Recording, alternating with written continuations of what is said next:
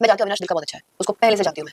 तो मैं कहूँ कि काफी बार मैं मिसअंडरस्टैंड होकर भी अविनाश पे चिल्लाती थी उसके रिएक्शन पे, उसके कोर रीजन पे जान के नहीं, क्योंकि मुझे पता ही नहीं था कोर था क्या, कहाँ से शुरू हुआ था। And it's my fault that मैंने कभी उसे दोस्त होने के नाते सिर्फ उसे डांटा कि तुम ये गलत कर रहे हो। मैंने कभी उसे पूछने की कोशिश नहीं की कि तू ऐसा। हेलो दोस्तों, जैसा कि आज हम बात करने वाले हैं बिग बॉस 18। बेघर होते ही नायरा ने घर वालों की खोल दी पोल। आखिरकार किसकी पोल खोली बिग बॉस 18 में?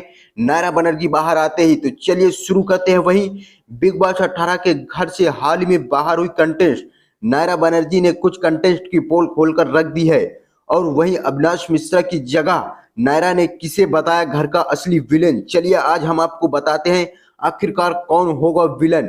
तो वहीं सलमान खान के रियलिटी शो बिग बॉस 18 में आए दिन नए नए ड्रामा देखने को मिल रहे हैं और वहीं कंटेस्ट के बीच जमकर बवाल देखने को मिल रहा है।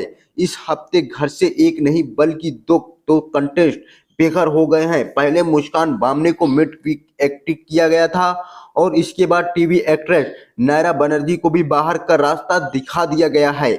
बाहर आते ही नायरा बनर्जी का कुछ कंटेस्ट पर गुस्सा फूट पड़ा है और वहीं साथ ही उन्हें बहुत दुख है कि वो अब जब गेम को समझ रही थी तभी उनका एविक्शन कर दिया गया। और क्या कुछ कहा नायरा बनर्जी ने, चलिए आपको बताते हैं। आखिरकार एविक्शन के बाद रोने लगी नायरा बनर्जी क्यों? तो वहीं बिग बॉस 18 के घर से बाहर होते ही नायरा बनर्जी का कुछ कंटेस्ट पर गुस्सा फूट पड़ा है और वहीं उन्होंने कहा कि मुझे अभी गेम समझ में ही आना शुरू हुआ था और मैं अभी घर से बेघर हो गई, इसलिए मुझे बहुत दुख हो रहा है। वहीं नायरा बनर्जी ने अपने एविक्शन से काफी दुखी हैं और उनका कहना है कि वो अगर थोड़ा और रुक जाती तो उनका गेम काफी स्ट्रांग हो जाता। और इस दौरान नायरा बनर्जी ने घरवालों की पोल भी खोल कर रख दी। आखिरकार अपने एविक्शन इंटरव्यू में नायरा बनर्जी काफी दुखी नजर आई। वो रोते रोते हुए कहा कि नायरा बनर्जी ने कहा कि अविनाश मिश्रा को तो यूं ही विलेन समझा जा रहा है और वहीं उन्होंने कहा कि वो अविनाश को बाहर से जानती हैं, वो दिल के बहुत साफ हैं और वह दिल के बहुत अच्छे हैं। नायरा ने कहा कि मुझे कभी कभी उसके रिएक्शन समझ नहीं आते थे, लेकिन जब मैं उससे जाकर बात करती थी तो वो मुझे बताता था कि वो उसके लोगों से काफी पोक किया है और उससे आकर लोग पंगा लेते हैं, इसलिए उसके ऐसे रिएक्शन देखने को मिलते हैं। वहीं करणवीर उसे फालतू में ही पोक करता रहता है और मुझे समझ में नहीं आता कि अगर आपको पापा पापा कहकर उसे गुस्सा दिलाना है तो उसे डिसिप्लिन में भी रखो ना फिर।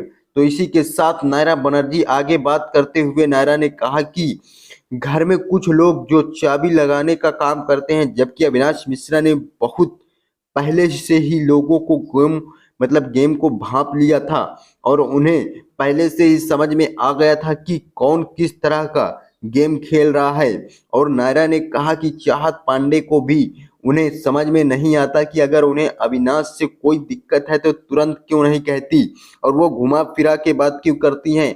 आखिरकार नायरा बनर्जी ने यह भी कहा कि जब तक रजत दलाल और अविनाश मिश्रा हैं आए दिनों वहां हड़कंप मस्ती ही रहती थी और इसके पश्चात वहीं पर चाहत पांडे भी रजत दलाल से कई बार भिड़ चुकी हैं और उनके आज दिनों झगड़ा होते ही रहते हैं।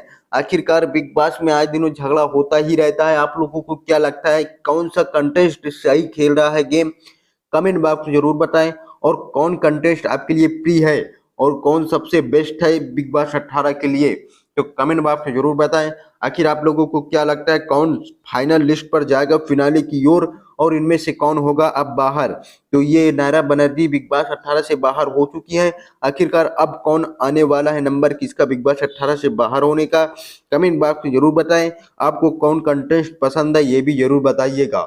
मिलते हैं अगले वीडियो में, तब तक के लिए धन्यवाद।